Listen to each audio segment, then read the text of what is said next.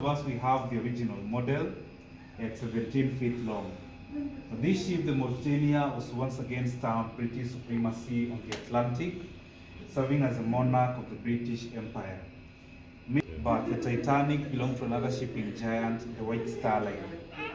An easy way to have differentiated Cunard ships from those of White Star Line would have been by looking at the ship's ending, because all the ships sailing in the suffix IA, like the Compania, the Carpathia, the Lusitania, the Asia, the Russia, the list goes on. All these belong to the Cunard line. But the ships sailing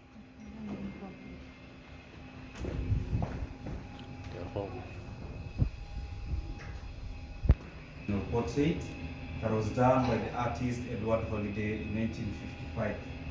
This has the title of Prince Philip. The background was set in the Windsor Castle Gardens, believed to be the late Queen's favorite gardens.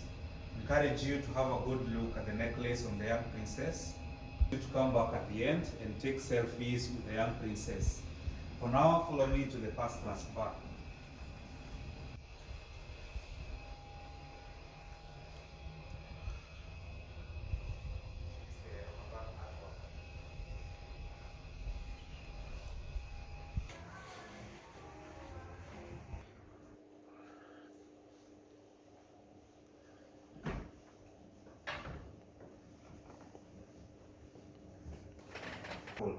And that was the shortest time from Europe to North America. Then just below that we have the winter route, and this was used when the weather was not quite clear, especially during the winter. And that is after the greatest tragedy at sea, the sinking of the Titanic in 1912. And today on this chart, you can actually see where the Titanic sank over 100 years ago. You can come and then follow the black line of longitude, and just below the Grand Banks of Newfoundland, you will see a white star, 2926. That is where the Titanic will sink over 100 years ago. That's the depth of water then? No, this is the coordinates. 2926? Yes.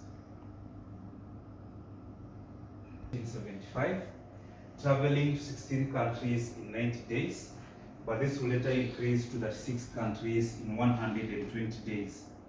The voyage will have begun in Southampton, traveled to New York, South America and through the Panama Canal, New Zealand and Australia, Asia and the Far East, Africa, and then back to England. And a ticket for the world cruise went for £10,000. And to give you a clear understanding of how much that money was, in 1970 you could buy a house in Britain for between £4,000 to £7,000, but people still paid for the world cruise. Why? Because the QE2 had become the most famous ship in the world, and everyone around the world wanted to have a taste of the luxury. And they first visited the ship in 1995, and they fell in love with the QE2. They decided to be taking a cruise on board each and every year, but unfortunately her husband passed away in 1999.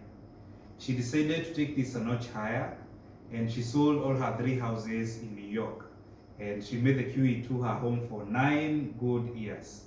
But the company gave her an exclusive cabin down on deck 4, cabin 4068, and that's where she lived until 2008. Although when the ship went for maintenance and refits, the company will provide her with a hotel room ashore. Wow. Encourage you to do some research about her online paradise. And interesting enough, when the QE2 retired in 2008, she went on to live in the Queen Mary 2, but sadly she passed away in 2013. Just before we finish, I'll Okay, let's go for a special room. عاشت 9 سنين في السفينة إن شاء الله. 105 full engine. please make your step and you're heading this room. Engine. Yes, now this is what used to be the safety control room when the ship was in active service. So this is where they'd be able to control the opposite side and the sewage tanks as well. And then this side would have been used to monitor the fuel levels. Okay. So welcome. هذه بس بلست بس موية بحر اتزان والزيت الفيول حق السفينة. أنا قلت دخلنا على الإنجن بعيدة بس ما شاء الله still working. Okay. So these were the monitor the levels of the ballastance as well, sewage, and we uploaded السلام So in case someone smokes in the room, they can see that on the systems here. هذا الانجينير يكتب عدل.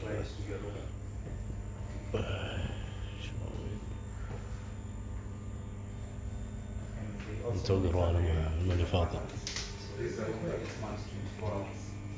Because we're still floating on water. So occasionally we do come up and down and we swim from left to right. So when it's very windy, you'll feel some slight swing.